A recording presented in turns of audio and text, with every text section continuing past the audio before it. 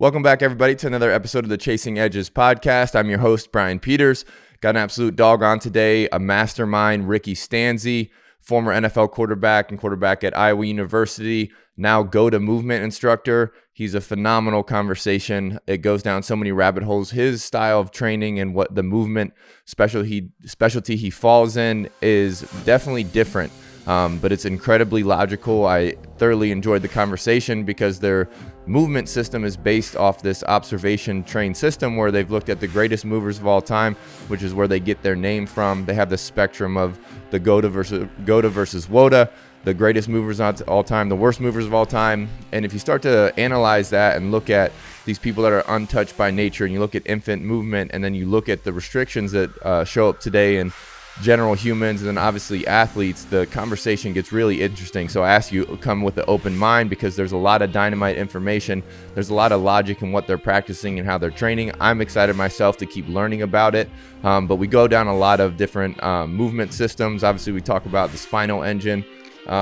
We talk a lot about the strength relative to the pattern needed for your specific sport. And then it keeps breeding into like the tail to crown movement pattern. Obviously, we're forward moving athletes. You'll see that show up a lot, and why we should train in those planes and how to become back chain dominant as opposed to this front chain dominant that we become now. But the goal here is with what their program does, and what I like to see from it is the goal is effortless movement. And obviously, being a breathwork coach, and you see it in mental skills, and everybody wants to teach this flow. And whether that's physiological or movement based, I think it's a great conversation. So I hope you enjoy the conversation and get a lot out of it. You can find Rick at red_pill.rick. So that's red_pill, PILL.rick, RICK. Most of the links and everything you need for his movement training, his coaching, all that stuff is in his link tree. But you can also follow their movement at Goda_loco or at godamovement.com. Enjoy. Hey everybody, quick shout out to the Breath Belt. Excited to announce that we're partnering with the Breath Belt here on Chasing Edges. Phenomenal tool. If you're watching the video, I'm holding it up. Looks like a back support device, but it's a great tool to train diaphragmatic strength. Obviously, being a breath coach, I'm a massive fan of it. It gives you the ability to open up the abs, the psoas, activate the QL, get people breathing into their sides and back, which is phenomenal for them. It's very hard to be a 360 breather. It's endorsed by some of the biggest dogs in the industry: RPR System, Sorinex, Kabuki Strength, Rogue Fitness, all the above. You can find them at the Breath Belt on Instagram. You'll see Jesse's profile there, and then thebreathbelt.com. And the coolest thing here is they have given us a massive code for you guys. The code is EDGES20, giving you a 20% off discount to the Breath Belt, and it's all caps, EDGES20, EDGES20. Check them out. But I'm a big believer in this. Obviously, if you've followed the podcast at all, I'm a believer in activation from the inside out. I think that starts with breathing. Obviously, I definitely think that starts with the psoas. You've heard me say before, if I could do one thing before I trained, it'd be trigger pointing my psoas. And if you use this tool, you'll find out why, also along with trigger pointing the psoas in general. But hopefully you enjoy.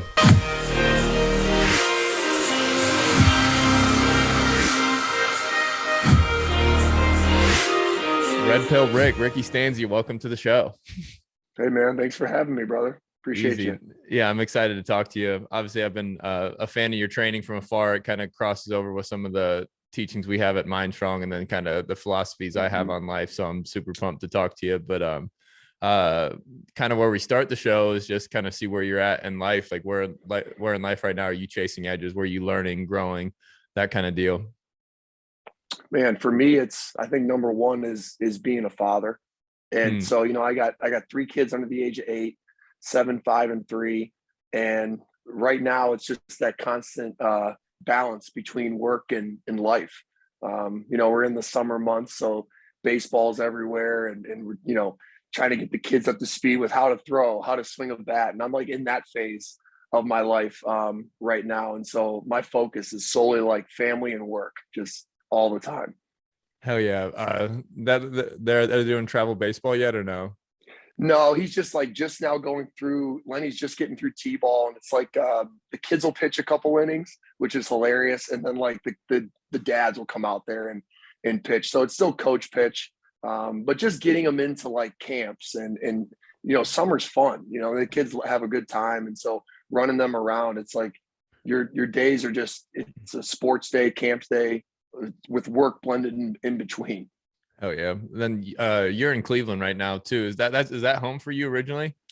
Yep. So I'm over in Cleveland, Willoughby area. My wife and I both went to the same high school. So grandparents are back here. Brothers and sisters are back here. So it's good. Cousins are around. It's nice being around family, especially when we were starting our family. We were in, as you know, in Jacksonville, Detroit.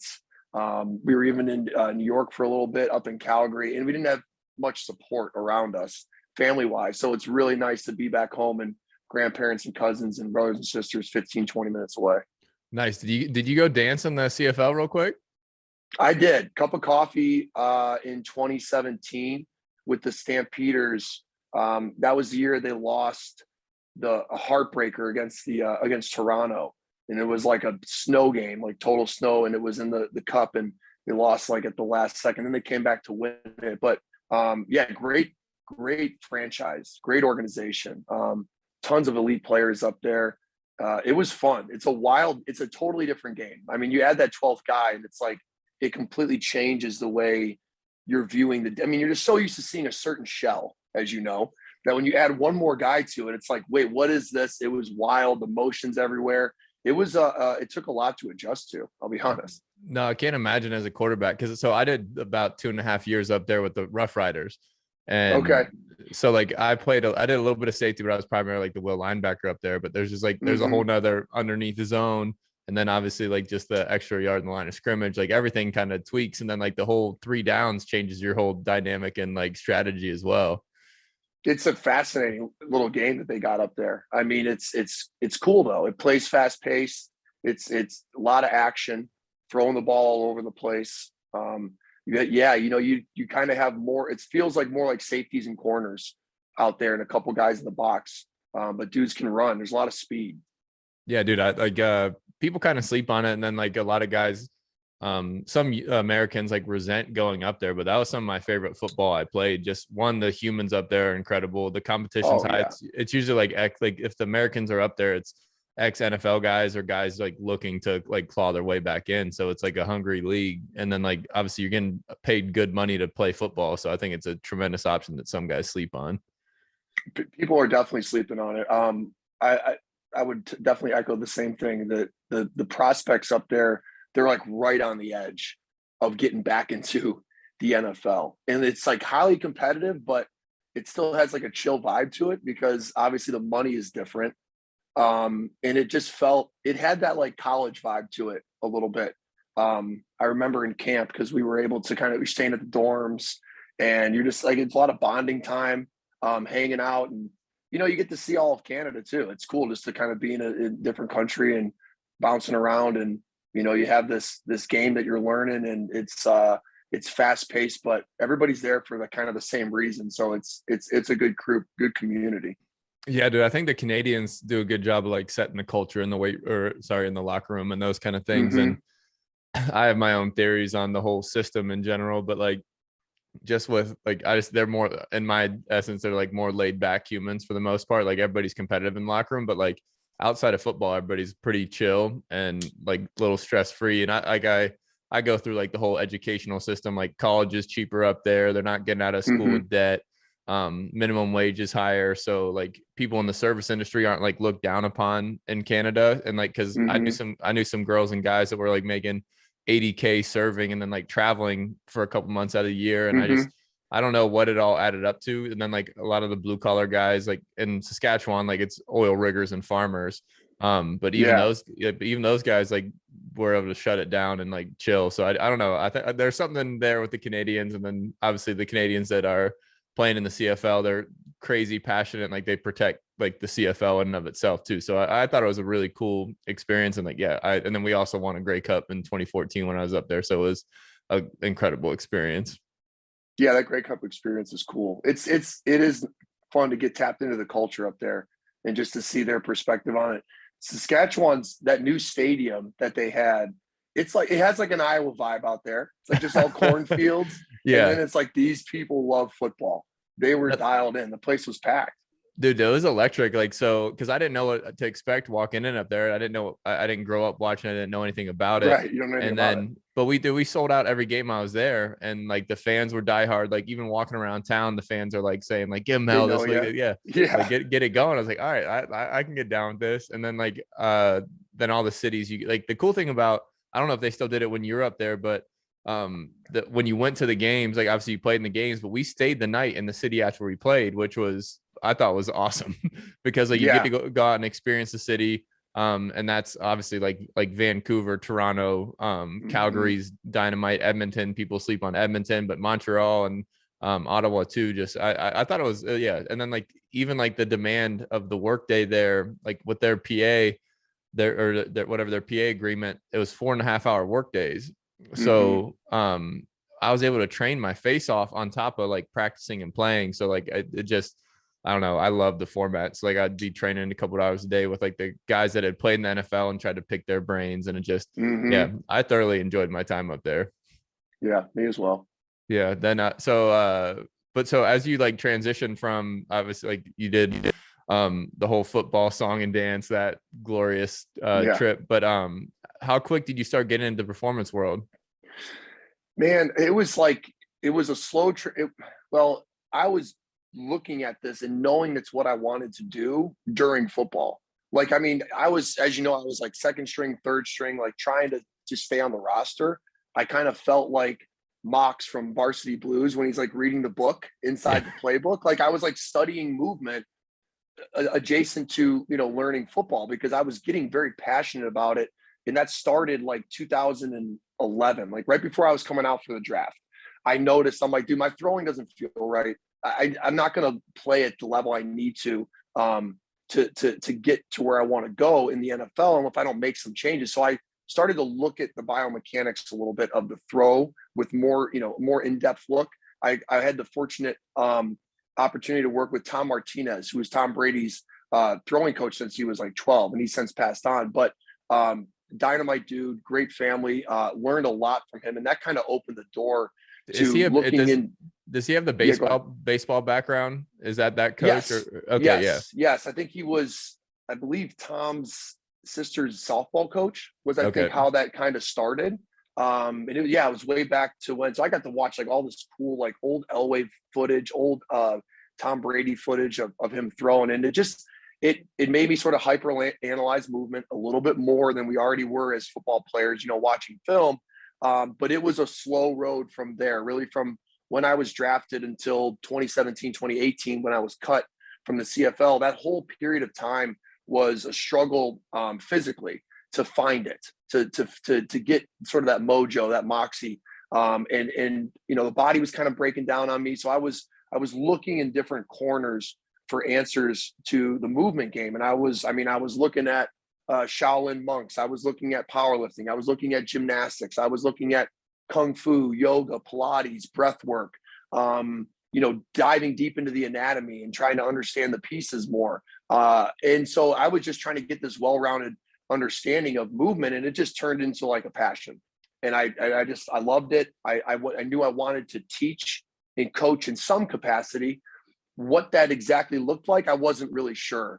After 2018, I was kind of doing like a little bit of the QB training, and then doing some like yoga, Pilates stuff, and still reading up on movement and trying to get, you know, an understanding of.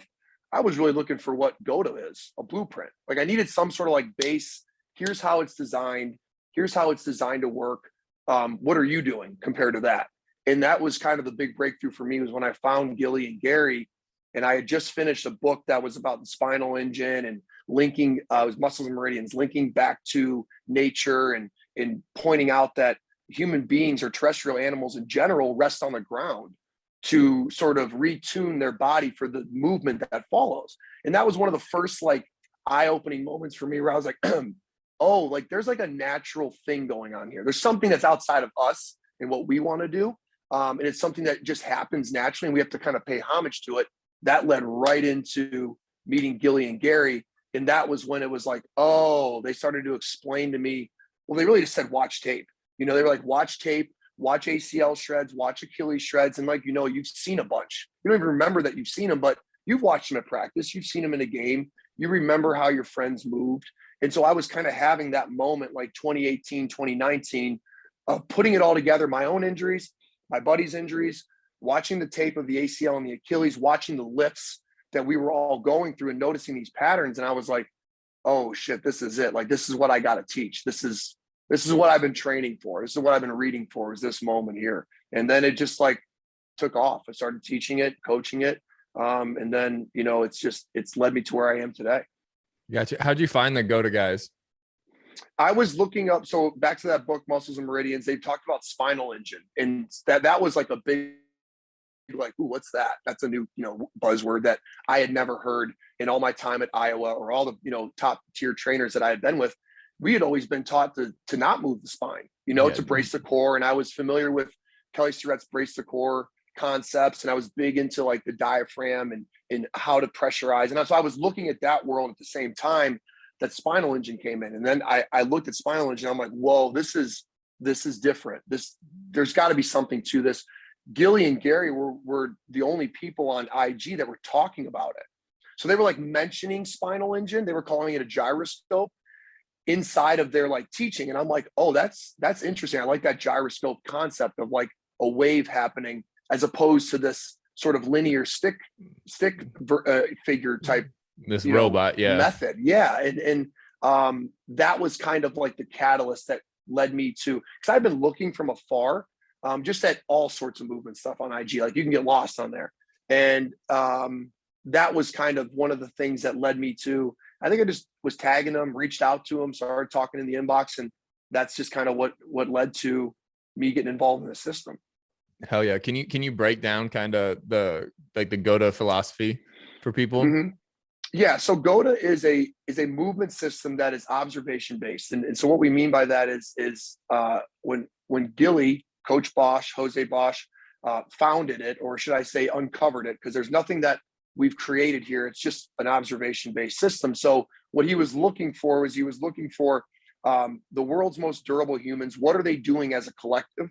And the world's most fragile humans, the non-durable, what are they doing as a collective? So you kind of start there with that question of how do you move forward through space for a lifetime without getting hurt for no apparent reason? That leads you into sort of looking at these indigenous cultures. So Gilly kind of started there right when there's a lot of documentaries that were done in the 70s and 80s that hadn't been uploaded to YouTube until like 2010, 2011, when all that stuff, or even maybe earlier than that. But once the iPad came out and Gilly could kind of use the iPad to start to observe the indigenous culture, especially the ones deep in the Amazon. So like your butt naked barefoot tribes deep in the Amazon, like the Yanomami, the Zoe, the Karubos, they look like toddlers just as adults. Like all their feet are straight, their feet are wide, they have the high inside ankle bone, their butts are back, they have long decompressed spines. So Gilly was noticing as he's watching these indigenous cultures move, they don't move like we move, right? And then he's noticing, wow, they move a lot like the baby. Like it's a similar type of pattern that the toddler development, the crawling baby is working through, and they're doing it in their walk or their run, the indigenous are. Then he notices it in Jordan, and he notices it in like the Jackie Robinsons, the Willie Mays, the Barry Sanders, Diego Maradona, the Simone Biles. He's noticing the same sort of inner ankle bone high, bow to corner, this wave motion that is not documented in the training world. It's a very flexion extension, linear concepts. And so Gilly's noticing there's this wave taking place. He sees it in the indigenous, he sees it in the baby's crawling patterns, the toddler development, the resting world of the toddler. And then he sees it in Jordan, and he starts to see it in some of these like decade plus athletes that are relatively injury free in a world where you're guaranteed to have multiple injuries. Then you kind of finish it up with those track and field world championships where they'll have like a 70 plus age group, and you'll see some of those elders that are still doing it at 90, at 100. Like some of the famous ones are Hurricane Hawkins and Ida Keeling, and sure as shit, there they are paddling along with those straight feet, inner ankle bones high, moving bow to corner. So it's an observation-based system that really is living and dying with that frame by frame technology that is available to us through these supercomputers that is the iPad and the iPhone. Like we can literally now stop and thumb frame by frame to see how the body's absorbing pressure. And now we have a catalog of video that's really never been available to the general population ever.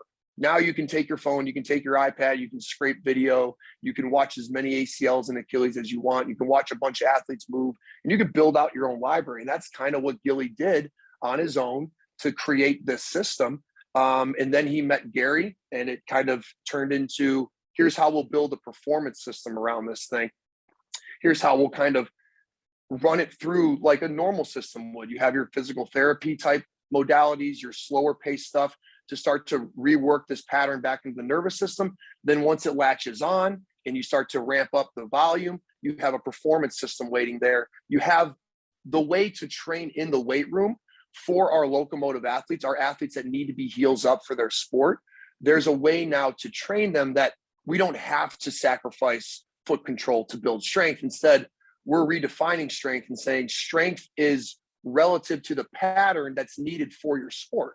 If you're a heels up, back chain dominant athlete where that pattern, that behavior is needed on the basketball court, on the football field, well, then let's train that pattern in the weight room.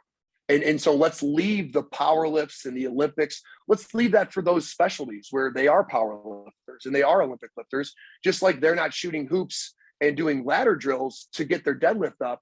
Like we shouldn't be doing deadlifts to get our routes crisper or to throw the ball deeper or to put more juice or to jump higher. So that's kind of how the system's been developed, but it starts with observation based practices, looking at the durable versus the fragile, and then building a system for there, a system that can take a wrecked body, rehabilitate it, and then turn it into a dynamic vessel that can fly around and feel like it can play injury free.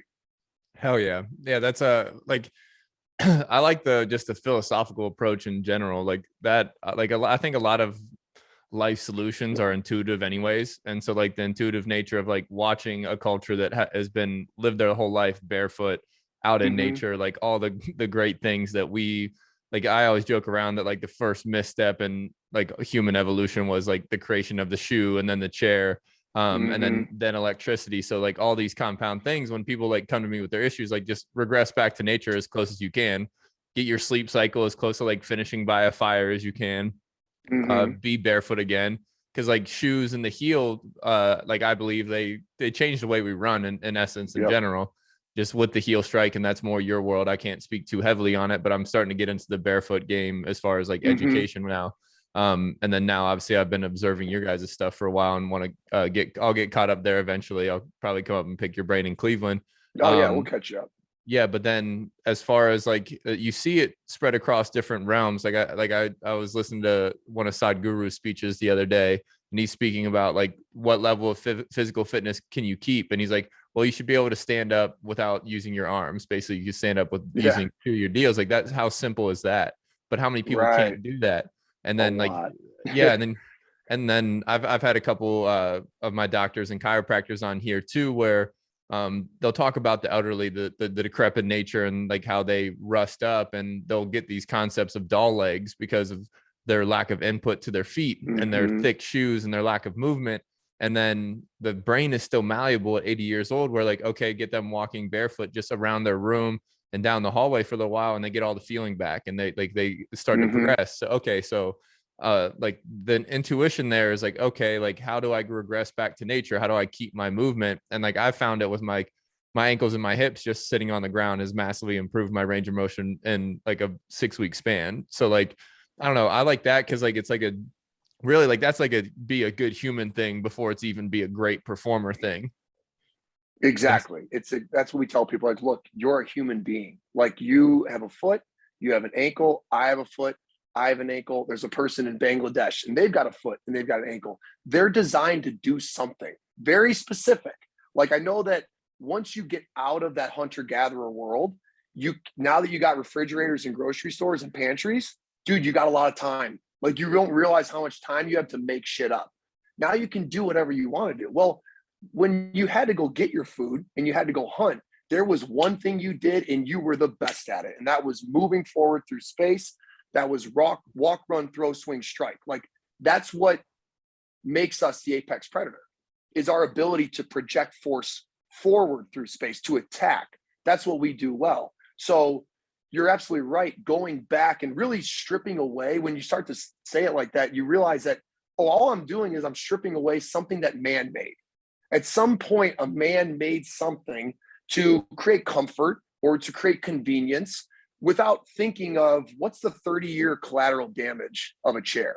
I know it's nice that we get to sit around and we can work on our tables and stuff and we can draw and all that, and it has its benefits, but nobody's looking 30 years down the road and saying, oh shoot, like this is literally boxing up our spines and our hips and just destroying the way they were built to move.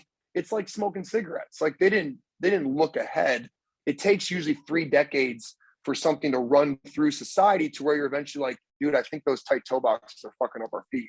Like, you know what I mean? Like maybe those chairs are not a good idea. Like you start to see enough injury, you got to ask questions. That's all GOATA's doing. It's like you see enough ACLs and Achilles to where people are writing articles about it. The stats are through the roof. You can't ignore it. People are talking about it. So obviously something's up.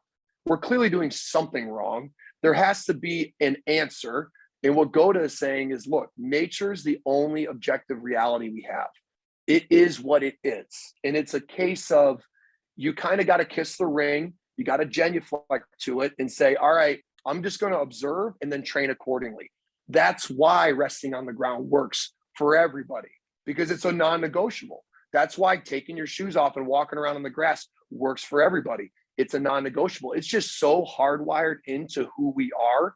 And this technological advance that's really 200, 300 years, it's not enough time for you to change into the character from WALL-E, where you can just be fat sitting in that little, moped thing, and it just drives you around and it feeds you. Like you're not at that point. You need to move. You need to use your stuff. You need to sit on the ground. You need to walk well. And you needed those things to be successful in the wild. That's why when you go back and look at the indigenous cultures, dude, from the kids to the adults, those adults look great.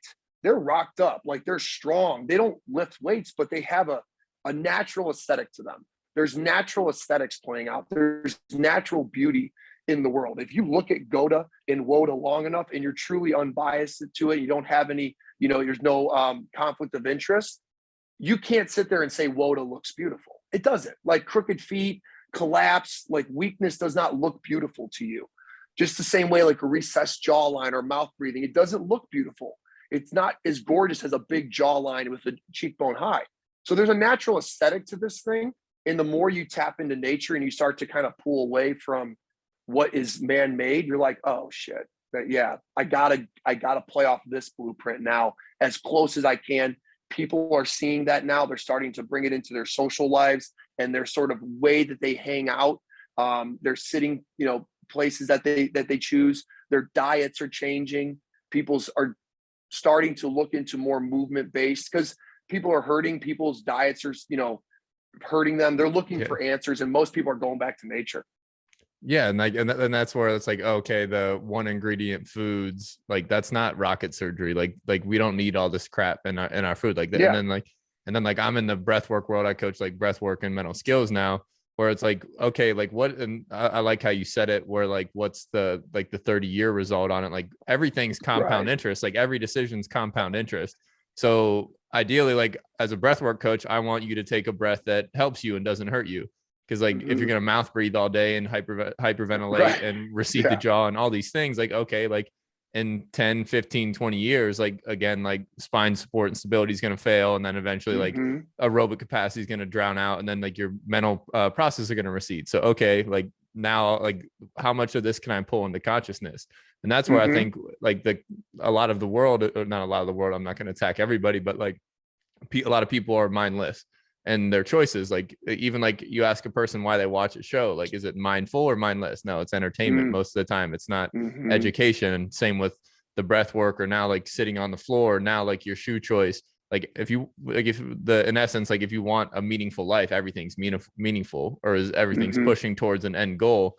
And like that's where like I like a training, we'll call it a blueprint, as you called it, that embodies that, because it makes it super simple. And the fact that it can be applied to every human, then obviously I'm guessing I want to get your approach on this too, because like obviously athletes transitioning into this world, and I know myself, I carry a lot of compensations and traumas and that kind of thing as far as like my movement. Like I've had multiple surgeries and that like do inhibit some ankle mobility and that kind of thing. So how do you translate? Well, one, do you like, because how I approach the breathwork world is like we solve their sleep first. We make the unconscious conscious, make sure they're breathing through their nose, like prep them for it. If you have to open the nasal passageway, whatever, then you like flip the white light switch on, which is what you're doing. Is it sounds like, as far as like make them aware of their movement and their choices all day. And then like if you can sleep right, spend your like restful hours right, now like optimal performance is more likely. And then now I guess how do you address those two things? And then how do you transition an athlete from this Olympic background, this college program, into your world? Yeah. So we talk like see, feel technology. So we want first you to see what's wrong. So I want to show you your movement and say, look, this is you. Like this is your posture. This is how your bones like to set. This is where they are, whether they're stuck in the corner one way or stuck in the corner the other, or the foot's crooked, whatever it is, your energy signature that you're wearing all day long. I want you to get a look at it, because that's usually the most impactful part of GOATA is when people do their first assessment and they're like, oh shit, I didn't even realize that I was doing that. So just like you said, the awareness has to be step one, which is really see. Okay, what are we talking about? Where am I in comparison to this GOATA thing or this WOTA thing? Basically, there's a spectrum there. You got GOATA on one end, WOTA on the other. You get assessed and you find out where you are on that spectrum. So once they find out where they are, and most people are trending towards WOTA just because of the shoes, the chairs, and the training, once we create that awareness for them, the next part is we've got to feel it. So now let's feel what it's like to be a GOATA, to move like a GOATA. Let's feel what it's like to be decompressed, to be inside ankle bone high, to be back chain dominant. That starts with small bites, and it's usually with more support. So we start you through the system with what we would call 6 pivot points. Pivot point is just what's in the ground. So it's like a pivot point energy system, like a toroidal. There's a point and then energy just goes around it. That ultimate point for us is our foot. That's why the foot's so crucial, because it's the anchor. It's the foundation. It sets down, it doesn't move, and then this big column just whips energy around it, and then it releases. So we've got to rehabilitate that process, that pivot point energy wave, but we've got to sort of like, we can't, waterboard your nervous system. It's got to slowly acclimate to this. So we will put them on all fours, 6 pivot points, start to reintroduce what is inside ankle bone high, what is back chain dominance from that position. You could look at the resting world as like when we stand up and we move, we're documenting inside ankle bone high, meaning the inner ankle bone's high. You keep that nice half dome arch structure. When you go to rest, you essentially take that foot and you just flip it upside down. So resting world is actually upside down inside ankle bone high. If you can picture Japanese sitting posture where their toes are in and their heels are away, and they're resting on their shins, that's inside ankle bone high. So is crisscross applesauce. That's also, if you notice, the inner ankle bone is high. So the resting world, the ground world, is a natural reset for us humans. So we're really kind of letting them see what's going wrong, then getting them back to this natural reset that is the ground, that is all fours, working them through with a basic concept, an overarching concept called rockers. And rockers is essentially just that early development stage that you'll see kids do, where they'll get into that all fours, toes and heels away, and they'll just kind of rock. And they're like, basically what they're doing is like a catapult. They're just loading their glute and then releasing it a little bit, loading their glute and releasing. And then the baby just, boom, they go and they go into their crawl. So we really use a series of rocking from different setups, crawling early on. And then when we do stand you up, we kind of put you against the wall. So you sort of have like a back chain dominance coach, something to kind of help give you awareness to the tail to crown relationship. So where the tailbone is in relationship to the crown is crucial. When we want to drive energy forward, we need that tail to be back and that crown to be forward. Perfect example is thinking of, in your world, when you hit somebody and they had to make those hits illegal. Why? Because people were hitting with the crown of their helmet and just knocking people out. So they weren't thrusting their dick at them. They're going in full speed, tailbone back, Ed Reed, smash, crown to the helmet. So like that's the driving like energy forward sort of relationship that you want tail to crown. And what you notice when you watch athletes move is they are keeping that relationship in their movement. They're not thrusting the hip forward and shooting the chest up and back. They're staying in a back chain dominant position. When people come to Goda, they've been sitting for hours a day for years, usually 2-3 decades of sitting. So they're very front chain dominant. That tail to crown relationship has been just destroyed. So it's suffocated. So that early part of the sort of, getting them back on track is what we would call decompression, trying to get that foot and ankle to resituate, and then trying to get that spine relationship proper. And you kind of use those two spots as like hyper awareness. Like you said, I want to bring what is going to be, and it's a good thing, it's going to be unconscious. So you don't have to think about your movement. You don't have to think about your breath. That's a good thing. So you can go operate. But what's also cool is I can bring it to a conscious light. And inside the conscious light, I can train it with whatever intention I want, like in the breath world or in the movement world. So what we do is we make them aware of what is going on unconsciously, bring it to the conscious light, train the shit out of it, saturate it with inputs, but make sure that we have support all around them and let them slowly acclimate their nervous system back to a pattern that was originally theirs in the womb. You developed this way, it went sideways. We have to kind of slowly work you back towards it. That's going to depend on how old they are, how many injuries they've had. But generally, it's let's assess you, and then let's get you on the ground and let's start working you back into some of these basic shapes. Nice. And then just a couple questions inside of that where you obviously talked about loading up the glutes and those kind of things. Are you teaching any like specific muscle contraction or activation in those techniques, or is it just like literally like feeling that connection and that flow of it? That's a great question. So we would say you kind of want to feel like you're doing everything as effortless as possible. So you're not trying to like squeeze or like overactivate anything. Instead, what we'll tell people is think with your skeleton. So it's an easy way for everybody, because pretty much everybody from the time they're maybe first, second grade, just because of Halloween, if you say skeleton, they can visualize a full system and they can start to at least line up what we call the bony landmarks. When you start to talk ligaments, tendons, muscles, you kind of lose people.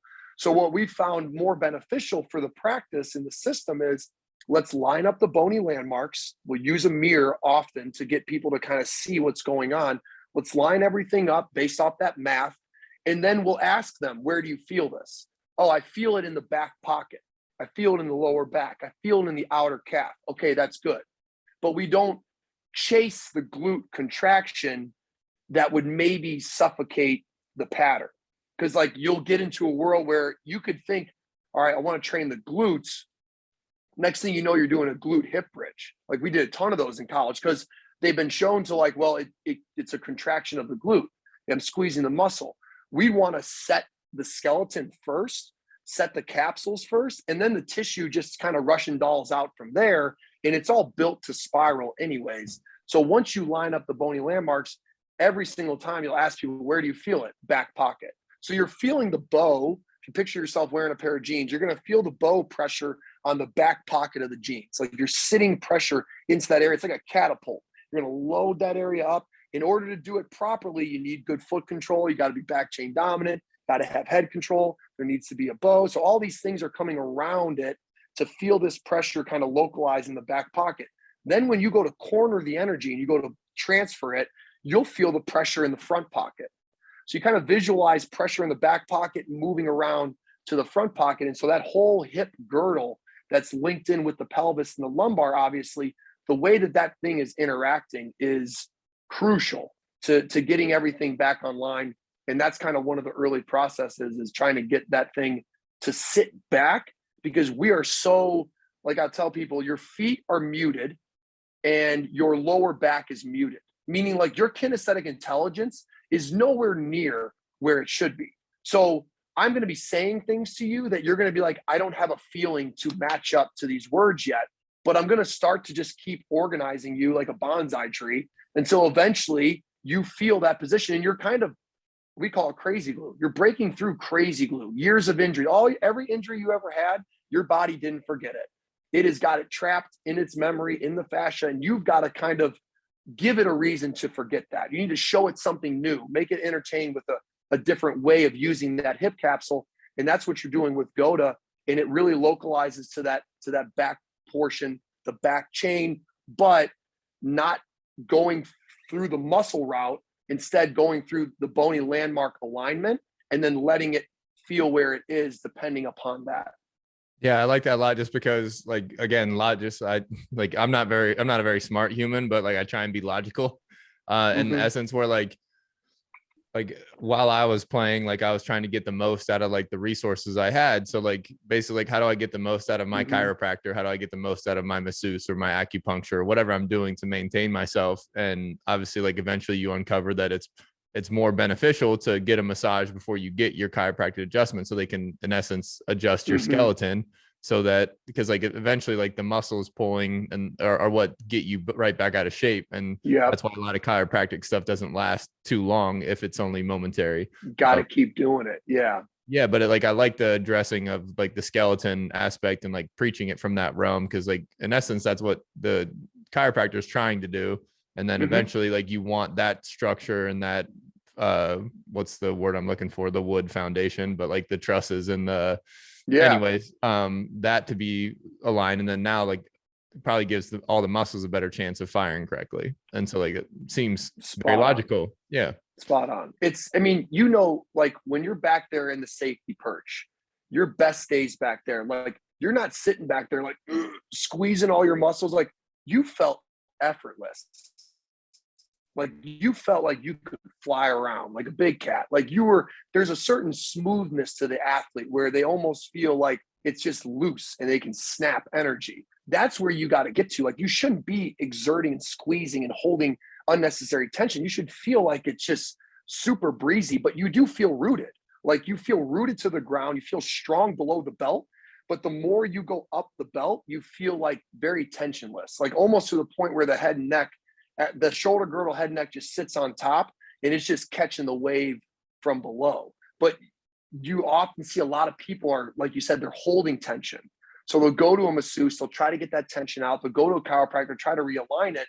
And that's all good. And that's fine. It's good to kind of get some manipulation. And I love, body work and massages and Globus, all these different modalities that I see nowadays, where you're trying to get the system to open up. The next part of that, though, is stamping it once it's open and keeping the changes that you made from the masseuse, keeping the changes that you made from the chiro. So we'll have people that are on those plans just like that. They're massaging, they're doing the chiro, they're working some sort of stem concept, and then they do their groundwork. So now they kind of open up the system with a little more aggressive manipulation, because it's a beat up system that's really locked down and needs help. But then they're going to their rockers after the chiro session to kind of stamp the work that they did, or to stamp the space that they now have to work inside of for that 30 minutes to an hour before they got to go sit in their car for another 2. So it's like a 1 step forward, 2 steps back for some people, but at least they have an eye on the prize. They have a general direction to go to, and they've got an answer for when the back starts to hurt or when they have problems. Some people would say, I'm going to go to my masseuse, go to my chiro, and now they're able to kind of bring another modality into that to help heal them. It's, like you said, just an awareness thing, getting tapped into who you are, where you are currently inside of your own body, and how many injuries it's taken, and then just kind of being real with that and starting to chip away at it day by day. Yeah, I just like the fluency conversation there, where a lot of times, like, obviously, yeah, you want to play free and like those kind of things, and you want to play loose is the thing you hear in football all the time. But it's not really preached from a movement standpoint, like, because a lot of the movements are pretty structured, and like obviously in the breath world, like we want to try and get you into, again, like a lower breath, like, and eventually like, in essence, a flow concept. And then, but like, really, like, a lot of people try and solve the problem with like mental skills flow and try and get you into that. But really, I'm a believer that like psychology is unresolved physiology. So if you handle your physiology, but what dictates your physiology is the actual tissue, respiration, all the organs doing their job and that kind of thing. So I like that approach a lot. Because even more, I get into the energy systems, and I had a chiro on here the other day that's pretty dialed. He trains a lot of like MMA fighters and rugby players, where like energy systems are incredibly important. And he talks a lot about guys that end up having like massive aerobic capacities and really high VO2 maxes, but they still burn out during fights, and he couldn't figure out why. He eventually changed the training to where all these guys were carrying tension in the ring. They were anxious, nervous, different things. And like, again, it's just like another step up. So he had started incorporating that training, but they were burning out their primary energy systems. Like obviously you can always like dim and dial your energy system. It's not like, okay, it's just like ATP glycogen. No, like obviously you have like the creatine phosphate and then the oxygen system, and they're always just like kind of toiling together, and they're not like the 3 buckets that the CSCS book preaches they are. But like that makes more sense. And like, cause like if you can, all these things are remedies for this, to get to this free flowing state of play. But like obviously like the movement side, I just haven't heard it pushed into sport, like, or at least like mentioned by a college or pro strength coach, or like you see some people, like I think Eric Lichter here in Columbus does a good job with like getting at least his guys bare feet and their activation patterns and things like that. But it's still not like the thing that like you guys do different is you actually generating force around the corner and that concept. And I've flirted and messed around and demoed some of the stuff as far as like running, but it's almost foreign. Like I need coached on it to that extent.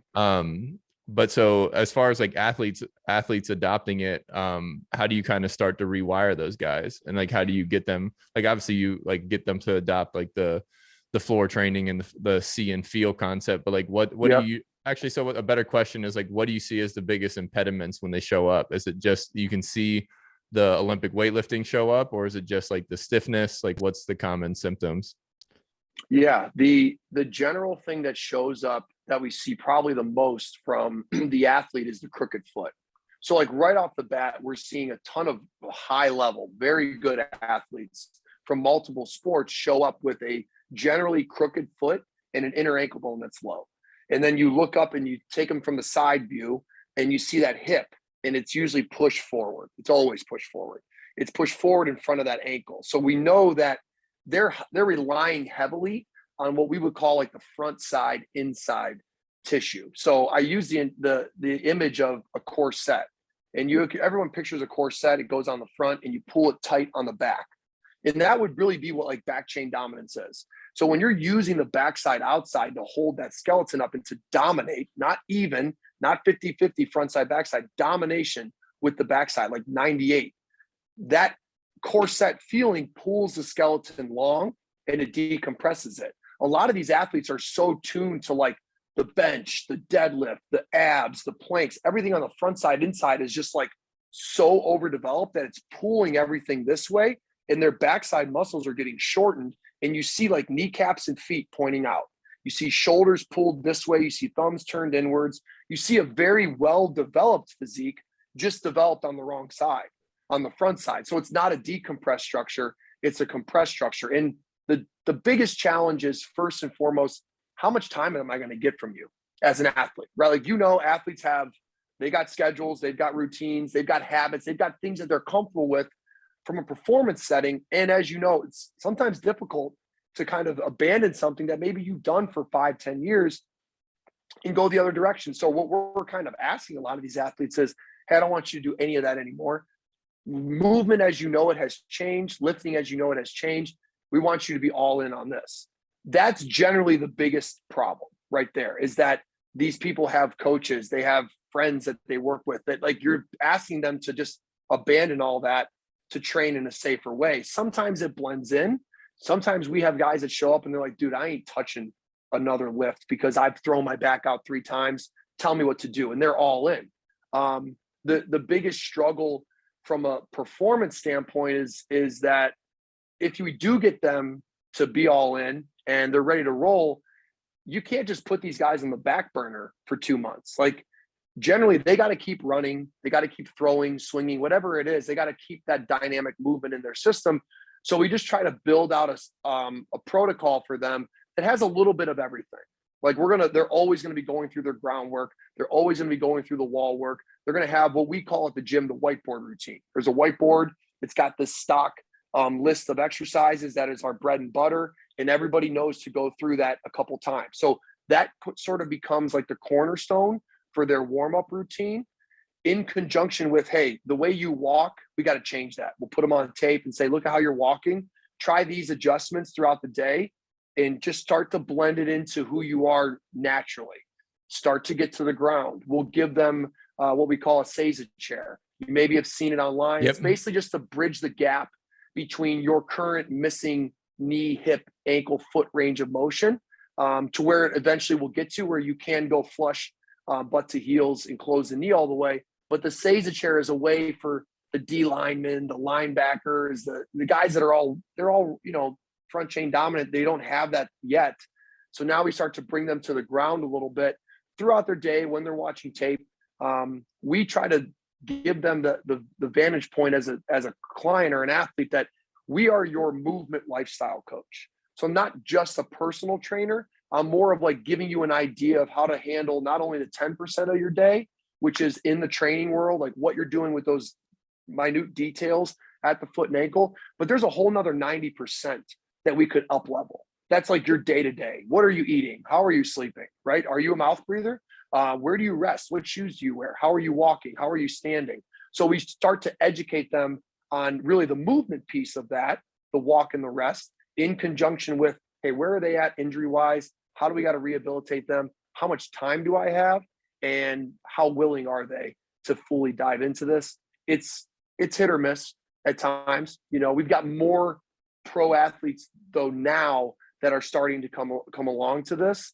And we have more agencies now that are starting to say, hey, all my guys are going to go do this. And as you know, it starts, the young kids probably pick up on it the quickest because they haven't had any sort of indoctrination. But that's been the biggest challenge is how much time will they give to us? Are they locked up into some other lifting modality? And then, where are they at currently with injuries and how close are they to that next competition, that next OTA, that next mini camp, that next, first game of the season?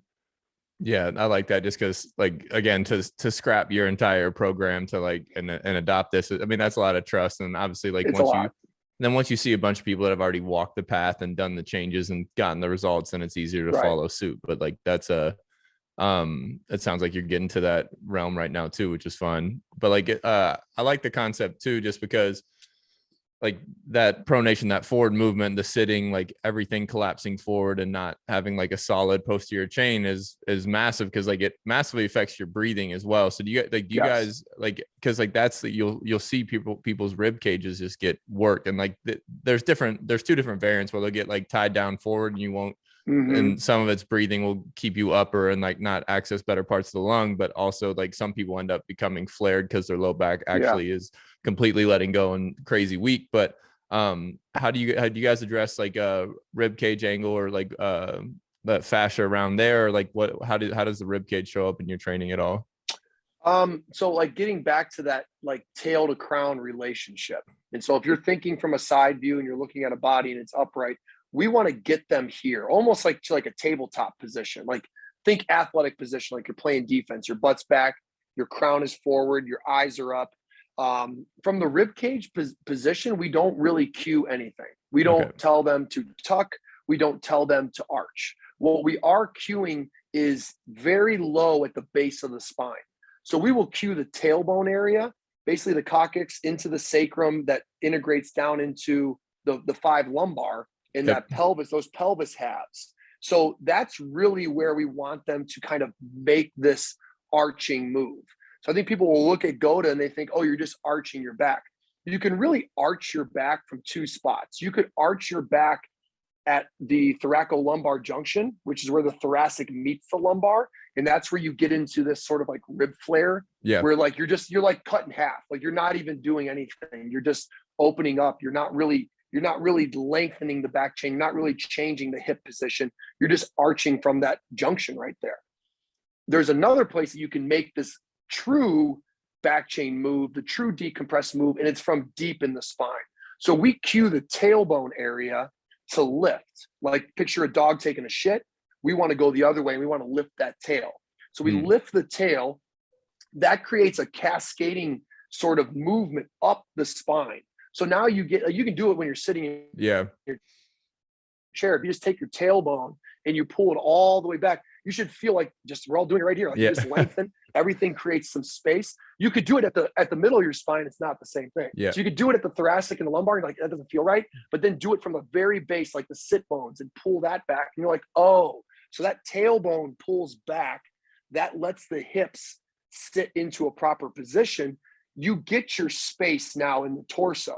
And you need space in that torso, like you said, to breathe. There's a lot of things that have to happen there, right?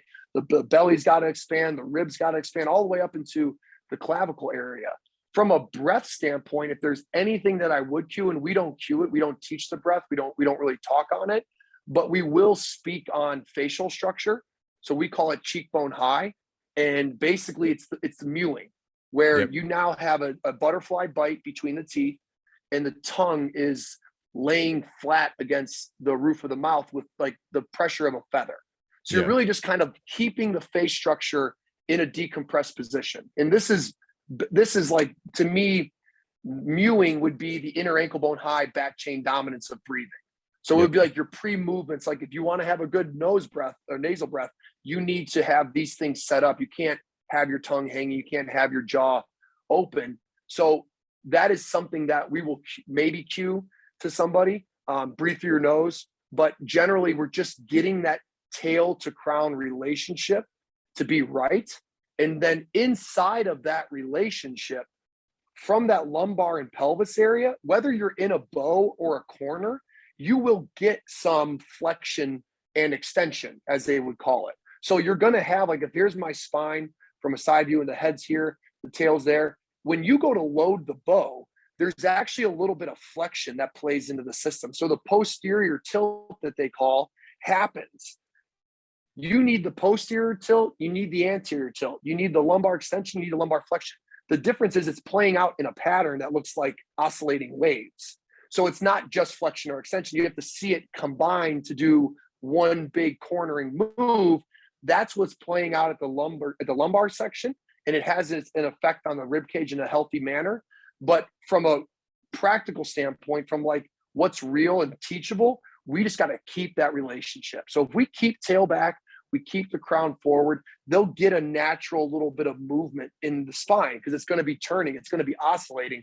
The difference is that it's happening from a lengthened out state. So think of that back chain dominance as your way of lengthening the system so that the ball and sockets and the coupled motion of the spine all have space, ample space to pull up the corner. Yeah, that's the compression of everything in life now has to show up as a massive inhibitor for you guys too. But one thing. Yeah, and then because like even like that higher lumbar curve, and like because even when you sit and pull it underneath, or like you arch at the back where like obviously it feels different, like you get that beer belly effect, which ends up being detrimental to the breath. Like that's interesting how much that crosses over. I like that a lot. I mean, it's all integrated. It's all systems. Like your breath system is interlinked into the cardiovascular system. It's interlinked in the musculoskeletal system. And this is our cry to people is, look, you go to the cardiovascular doctor and they've got a blueprint for how that system works. It's a binary system. It has one way of working. When it's not working properly, they got to do surgery. They got to do something to fix it. And they're going to let you know when you're doing things wrong to ruin that system. So in all the other systems of the body, we'll acknowledge binary. We'll acknowledge that there's a right and a wrong way for that system to operate, just like the breath. It ain't built to mouth breathe. I don't care what you say. I don't care what you think. I don't care how many books. You know that it can't be a mouth breathing system. So there is a design here. All we're saying at GOATA is, well, take the same logic to the musculoskeletal system. Yeah. It's a bow and a corner system. It's an inside ankle bone high system. It's a back chain dominant system. It is what it is. It's got to be in that place to operate. And the root cause of all evil for the systems of the body are compression. It could be the breath. It could be cardiovascular. It could be lymphatic. It could be musculoskeletal. The point is there's a restriction. Where it once was flowing and free, it's now locked and dead. And when it's locked and dead and you're not using it, it stops flowing. And it could be a heart attack. It could be a new hip. But the root cause is compression. So at the beginning, the education is to get you to see it. And the feeling is really to start to get you just decompressed, much like you would in the breath. Just create a space where you could even put a breath into it. Recreate a space where you could put a bow into it, put a corner into it. Yeah, I like that a lot because like how I kind of found like the breath work system, like I found it through trial and error of like doing max holds and like free diving and Wim Hof and stuff like that. But as far as like a firing pattern, well, like, so the Texans were paying for the sensory deprivation chamber and I didn't handle the quiet that well. Okay. Yeah. So I just started holding my breath, and then it ended up showing up in my performance. But then as far as like, okay, mechanically, why do I do this? And I saw the benefits. So then I got into like the inside out firing pattern, like Douglas Heel's like 1, 2, 3 methodology, and where he actually preaches it starting from the diaphragm and like, how do you build intra-abdominal pressure? Well, look at the core. Well, it's like diaphragm, pelvic floor, abs, like rectus, and then like your erectors on the back. Like that's where like the negative pressure and where the positive pressure in the thoracic ends up being that your intra-abdominal pressure, that like full pop can concept. Okay. So like, how do I master this portion so that my spine's safe?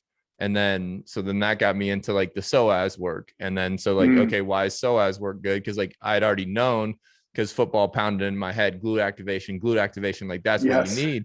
But I couldn't always activate my glutes. Like I lacked like the neuromuscular connection, and I drilled that, but I'd still not be able to like function. I was a hamstring guy for a little while. And then I learned how to do the psoas work. So then, okay, so like my belief and my perspective was that like, okay, we need to be able to master that inside out firing pattern. I think it starts with the breath work and like psoas and glute maintenance. And then now it's like, okay, I know my education's massively incomplete at this point, but now like I can't just think that's a cure all, because now like I understand the importance of bare feet, because I've done the turf toe, I've done all these crazy things. So, okay, I need to start learning like what this input does. What's the natural movement pattern? I know if I don't do X, Y, and Z, my ankle and my toe hurt. So like I'm doing something wrong. And so now I'm going down that rabbit hole, but like seems like a similar logical pattern. So that's why I'm curious to keep picking your brain in the future, because like obviously there's that, like your system of movement seems built on my logic. So I'm intrigued at where that goes. And obviously I'm going to keep educating myself like from the anatomy physiology world as well. But yeah, I just think that's pretty, like it seems logically sound on how you, like, again, like I'm telling you your shit's good, but like it's right to me, it sounds logical. Yeah, and that's the word there that I always get back to with people is systems, because we've been conditioned to think in isolation. Like we do it to ourselves. Like we talk, and it's just kind of natural part of our language that we get trapped into, where we'll talk about the foot, or we'll talk about the knee, or the hip, or this, and then like you go around and you're kind of in that process right now. I can tell where you're deep diving certain segments of the body. Like, let me deep dive the torso. Let me deep dive the femur. Let me deep dive the shin. Let me deep dive the foot. And then you start to look at it and you're like, man, I'm using all 10 fingers and all 10 toes because it's a system. Like it all works together in harmony. So you have a macro view, which is what Goda was trying to do, is say, okay, here's the blueprint. Here's a 40,000 foot view of movement as it pertains to that basic pattern of walking. And then we can take micro dives into certain areas of the body. Like we just did we can dive into the lumbar, pelvis, hip, and we could hyper analyze that with the microscope, but we still didn't lose the macro concept. That's what's been missing from the industry, is that there's all these like good ideas and talks and new literature about certain areas, but there's never been like, okay, what's the overarching macro pattern here? What's it all for? Because a foot doesn't exist outside of ankles. There aren't just feet that are just hanging out doing their thing. Like feet are a part of a system. Knees are a part of a system. Hips are a part of a system. So if we're not thinking in terms of macro, in terms of big picture system type thinking, then we're always going to be missing. And we're always going to be like hyper analyzed on one isolated thing. And then you think you're rehabilitating the knee and you're ruining the ankle in the process, and the hips getting locked up. And it's like, until you step back and you try to integrate all the systems and then use nature as the blueprint, nothing else made sense to me. Until I found Goda, that was finally the moment where I was like, finally, like this is it. Finally, I can objectively look at something and I can say yes or no based off watch enough of it. And you start to see those like, okay, like I can't let like you said, the logic, you just can't, after a while, it's like, well, this isn't a coincidence that this is going on. It's just a case of like becoming aware to it. Same thing that went through your process with the breath, where I'm sure you spent a lot of time, like you entered into it. I did the Wim Hof stuff. I did some of the pranayama and the breath holds, and then you just get through it. And like, you start to see it as, oh, it's a big system playing out together. Although I can hyperanalyze smaller pieces of that system, You just don't want to lose the macro in that process. Yeah, for sure. And I was like, oh, okay, oxygen goes everywhere, so this is a good system to fucking focus on in that realm. But I mean, like, it took me, I mean, like, I've always known it, but like I get locked in rabbit holes just because like I do research, find an edge, and then kind of move on and do that kind of deal. Same with supplements and all that whole world. But like my doctor told me since like 16 years old, when I went in there with like a torn groin, and then eventually other pain radiated and other issues radiated. It's like nothing in the body happens in isolation, and it still holds massively true. Where and then now like especially when you're not playing professional sports at the time, like it's really easy to avoid problems, and you hear everybody avoid a knee or the knee surgery or these back problems, or it'll go away and that kind of thing, when you really like all you're doing is compounding your problems. And like that comes back to the compound interest of health, where it's like you need to get it going in the right direction, or you're going to eventually rust and die poor, decrepit. I've seen it, dude. It's so sad. Like my dad's generation, like the 50, 60-year-olds are the ones that like, oh shit, I wish I had this information 20 years ago, because they're the ones that have like, they took the beating. You know, they were at the early entry of like when bodybuilding was big and you know, fitness and personal training, and they beat the shit out of themselves working out. You know, like there's a lot of new knees that are needed, a lot of new hips. And like when you get to that point and there's that much crazy glue in the system, you can definitely make strides and you can have a better life and you can clean up your movement, and you should. But it's a lot more difficult. Like the older you are and the more injuries you have, it's much more difficult to kind of pull that system out of that habit. And it's just easier to get ahead of these things. That's why, like, if we really want to change the world, we would take the desks out of the schools, and it would be a floor desk. And you have floor desks from first grade all the way up. And then you just wouldn't lose your bows and corners, your inner ankle bone high. Everybody would have a pamphlet on how to sit in class, and it would become something that we would get ahead of. As opposed to sitting there and trying to catch all these injuries on the back end, which is what we're doing now, which is why it's really a pill shot surgery culture as opposed to a preventative culture. But I do think there's a huge shift that's happening where people are now at least aware. Like we'll say with IG, like, you know, it's like the movie Inception, where Leo goes in and he plants the idea, and it takes like 6 months for it to come to fruition. Like, that's what GOATA is for a lot of people. Like, whether you agree with it or not, it's in your head now. And you have to look at it because, like we said, it's an observation-based system. So it's in front of you all day. You've actually already been looking at GOATAs and WOTAs. You've already been assessing. You just didn't know it. My point being, you could name a friend of yours, Eves. You could say, Jeremy, you could picture Jeremy's movement. You could picture your dad's movement. You could picture your mom's. So we already have this like mimicry that we do as human beings, where we'll look at those in front of us and mimic or copy what they do. So we do that with the musculoskeletal system. So now you'll have a new awareness, just like there was an awareness into the breath world, and people started to wake up to the concept of it, to use it to control their anxiety or their emotional response or their performance. It happened with the barefoot world. They're like, wait a second, something's going on with these shoes. We got to take a look at them. There's been huge design change in the shoe game now. It's happening now in the movement world. If you want to do gymnastics, do gymnastics. If you want to play football, but know what it is that you do and what you should be training to get better at that thing. But always keep in the back of your mind that you're a human being first. And that foot and ankle has a certain way to work. And you want to try not to ruin that as best as possible, because you'll want it back when you're 50 or 60. Go talk to any 50 or 60-year-old that just had a hip. They'll tell you they wish they never had it. They wish they could have prevented that and not had to go through that process. Yeah, dude, I completely agree. It's again, like I like the concept of no desk for kids, and like that's true. Pushing the needle forward. Do you got how young of athletes do you guys train? I had a young soccer player that was 9, and he came in and he had huge problems at the Achilles level. He was having tons of heel pain and Achilles pain, and he was a 9-year-old that was already like heavily invested in the heel strike pattern. He was an intelligent kid, knew how to do the workouts, was able to kind of recode and get that pattern on himself. So we've had kids ages 8, 9, 7 is kind of the range I think that their brains are starting to get to a point where you can give them those coaching inputs.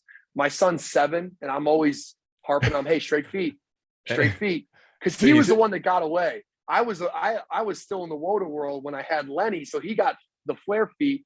Rosie and Mickey got the straight feet. So we're trying to get Lenny to bring his feet back straight again. But the younger, I think the less you kind of have to do with some of these kids because they're not as wrecked. But the real challenging cases are those like 10, 11-year-olds that are already like super dysfunctional. And you got to kind of try to get their attention to keep them involved and to keep them interested in what you're doing. But we have had young clients below the age of 10 all the way to 60 plus. That's what's cool about GOATA is the client range it's for everybody. So all humans can benefit from GOATA. Yeah, I like how that shows up. And then just last question, just because we've been ripping for an hour. What's been like your biggest pushback in the world? Like who's the haters? Like what are strength coaches saying? Like that kind of thing. What's the biggest criticism? That's been the biggest criticism we knew it'd be the toughest world to crack into is our strength and conditioning coaches that we grew up with, like that world. Yeah. The base criticism really comes from the toughest critics are like those that are deeply entrenched into the either strength and conditioning community or like the physical therapy community, right? Because we're kind of on both ends of that spectrum. Like we are a system that rehabilitates and we're a system that performance trains. So we kind of have beef, if you will, with both of their blueprints on movement. Like the strength and conditioning coach is centered around the lift. Everything they do is a lift. It's from the lift is the cornerstone of the program, as you know. What we're telling them is like, okay, yes, the body can lift, and yes, it can be very strong in the lift, but the lifting pattern is your reverse gear on your car. Your drive gear is GOATA. It's nice to have reverse so that I can reverse out every now and again when I got to pick something up. But when you drive, what do you drive? You drive in forward gear. You do 98% of your driving in forward gear. Yes, you can back out of the driveway when you need to, but you don't go down the highway and reverse at 60, 70 miles an hour. That's reckless. We're trying to show them that the lifting pattern is its own thing. And when you oversaturate the nervous system too much with it, it starts to listen to what you tell it to do like it would with anything else. And it starts to go more crooked foot. It starts to play heels down. It starts to lock you into the front chain. All you got to go do is look at the world's best powerlifters, and you'll notice that they kind of sacrifice the ability to locomote for the lift. They're not really movement people anymore. They're lifting people. We're trying to get the lifting community and the strength coaches to say, you train locomotive athletes. They're using a different pattern. They're not using a deadlift pattern. If you're a power lifter or an Olympic lifter, hell yeah, go at it. Go nuts and use GOATA as your warm-up and use GOATA as your cool down to try to minimize the compression so you don't take it into your walk and your rest and all those things. Have an awareness as to what you're doing. So that's been the biggest problem at the strength and conditioning community is that it's all centered around the lift. And when GOATA comes in, we're essentially saying, give me your core. I'm ripping it out and I'm going to put in a whole new like base blueprint. And they're like, I'm essentially useless now. I have to learn a whole new skill set.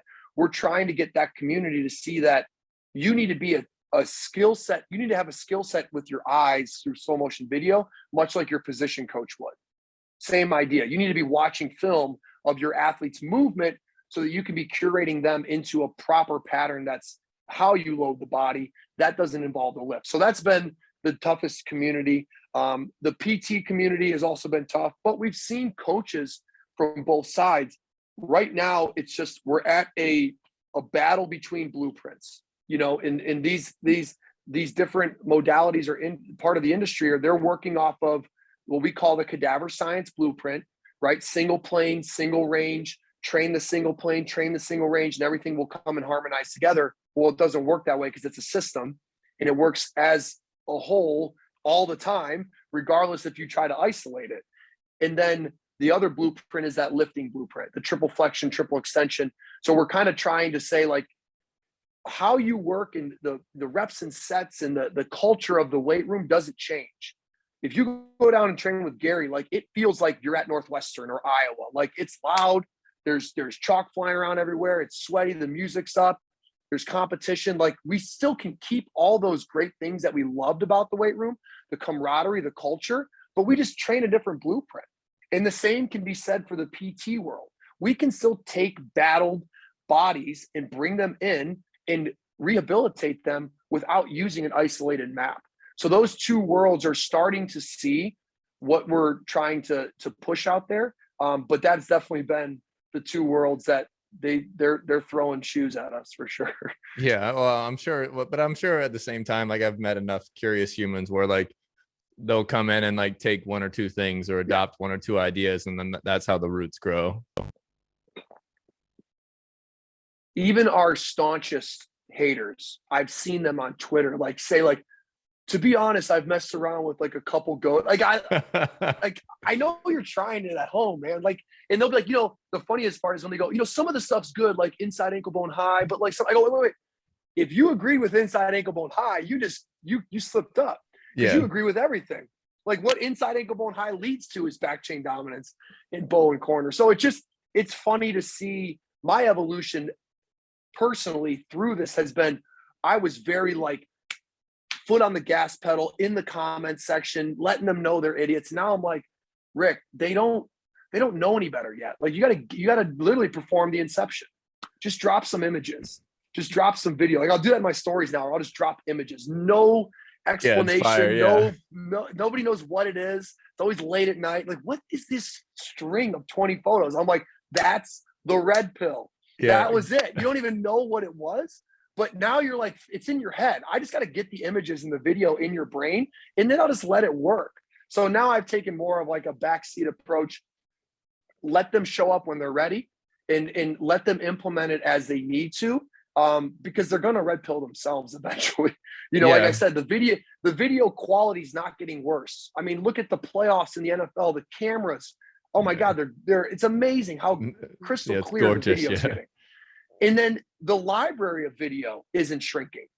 So something's got to give here. The video quality is only going to get so good to where it's like, yeah, it's inside ankle bone high or inside ankle bone low. And then the library is going to be so big that it's like, I mean, how many more of these ACLs you guys want to watch until we start training different? Like, you know what I'm saying? Like, it's just, it gets to a point where you go to YouTube and you type in ACLs and you look at the quality of the video and you could argue.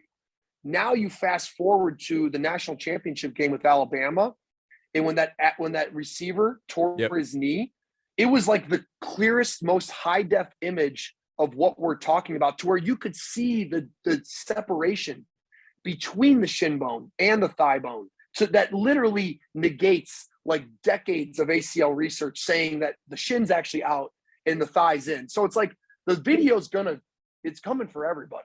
And there's a reason tape don't lie. Tape don't lie. You know this. Like, the eye in the sky never lies. There's a reason why all the multi-billion-dollar sports agent organizations and affiliates are all using slow motion video to try to make the game more fair, to try to find the actual result that did happen, right? And then we all look at it as fans, and you'll have fans that'll be disgruntled about a call because they're watching the slow motion evidence and they're like frustrated with the ref. We're essentially the same way with like the industry. We're like, dude, look at the video. And they're like, well, we don't use video. We use this or that. It's like, all right, well, at some point it's going to be the eye in the sky never lies, not just for sports on the field. It'll be the same process in that weight room, in the training room, in the other rooms of the facility, not just the film room and the field. No, that makes sense. And by the way, I love the Matrix analogy. Just because I pump that all the time, just because what is our Matrix built on? It's built on shoes, chairs, technology, and then in your 30-year cycle concept, like, we're only in like the first 10, 15 years of the social media phone cycle. And and that's where I think like breath work, meditation, all these things, these are like results of symptoms of problems, anxiety, depression, whatever it ends up being. Things are going to come full circle, and eventually people are going to have enough problems that they're going to want to change. Same with their movement. I always push the matrix on people, like where are you really living, and like what is the foundations really, and like obviously the Goda and the breathing and like just natural living is at the end of the day the answer. Yeah, I always go back to, look, nature's the only objective reality. Like, sometimes it's a tough pill to swallow if you're not ready for that. But like, what I had learned over those 8 years was like, I was just slowly emptying my cup. I was like, okay, that's bullshit. Okay, that's bullshit. That's bullshit. And then it was eventually like, all right, nature, what do I have to do? Like, finally, like, are you done, Rick? You done trying to make your own shit up? Like, you ready to just do what I tell you? And that's how it's felt. And you're right. People are doing it. They're doing it in the breath world. They're doing it with the barefoot world. They're definitely doing it in the diet world. Like, that's probably the biggest like mainstream push right now that I've at least seen. Maybe it's just because I'm following it on IG, but like the meat versus vegan and the oils, like, it's being talked about. People are kind of putting it out there like, hey, what you've known as food isn't really food. It's a matrix. Like, wake up, it's not real food. Yeah, fasting. Like, okay, like that can be more of a natural concept of fasting. Like, why do we get more focused? Because like usually like we don't know when our next meal is, but like we're just absorbing the effects of nature on our psychology. Mm-hmm. Like, but like fasting is natural as fuck. Yeah. We just kind of we're just now coming around to concepts that they're like deep in the Amazon forest. They're out in Africa with the Maasai. Like, those tribes have the real wisdom. Like, they know how to be in harmony. Yeah. Like, so I kind of have this concept. So like a buddy, Michael Easter, he wrote the book Comfort Crisis. Okay. I went on a little hike with him, and he went down into some like Aboriginal tribes kind of concept. And one of my goals is in the future is to get blood work on some of those humans and see like what their levels are at. I'd be super intrigued just because I've always tracked all my hormones and vitamins and those kind of things. And like, obviously they get the luxury of like, again, like eating local, where like, and eating seasonally. And so like they actually live by nature. I would love to see what their blood work looks like, just out of curiosity. I'll get that done one day down in the future. But that's good science. Like, that's what we're saying. Like, you want to observe those people like that. We've got norms and ideals. The norms are what we see in our day-to-day: crooked feet, front chain. We think it's normal, but the ideal is deep in the Amazon, or it's in the plains of Africa. Like, those are the ideals that we should be working towards to find harmony. But you need to know where you're rooted and where you come from, so that you can better navigate, especially as we go through this next 10 to 20 years. I mean, who knows what the technology is going to look like?